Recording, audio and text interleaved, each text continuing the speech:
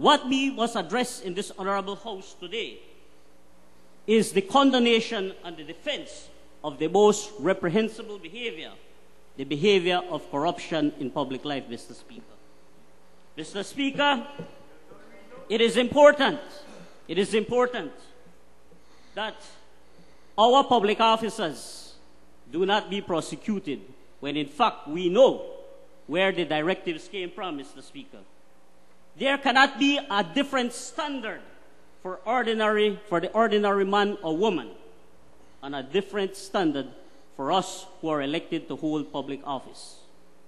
Mr. Speaker, under the Prevention of Corruption in Public Life Act, it is for the DPP, Mr. Speaker, to determine alone whether certain offenses are to be prosecuted. Mr. Speaker, it is important, Mr. Speaker, that we understand that no boasting of how much monies are going to be spent across this country, Mr. Speaker, are going to cover the bare face of corruption in this country, Mr. Speaker. It is important that we know that. And Mr. Speaker, I want to challenge the government.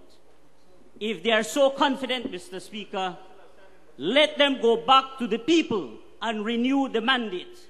Let them go back to the people and renew the mandate now. Corruption at full gallop. That is not the case here.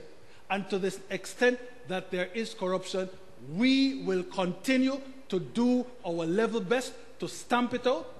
And where it still continues to happen, we will deal with it as we have dealt with it in the past.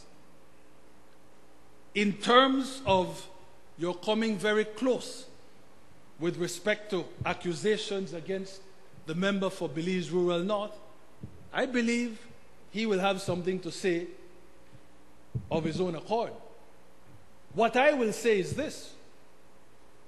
It is as I told you when the leader of the opposition raised this matter.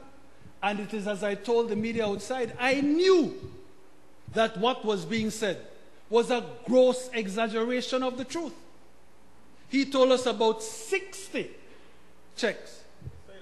It turned out at the end of the day that with respect to the member for Belize Rural North, you were talking about a grand total of 3 checks, one of which was given to him for per diem with respect to his attendance at a conference in Salvador having to do with Belize Airports Authority business. The second of which was given to him with respect to the burial of his mother.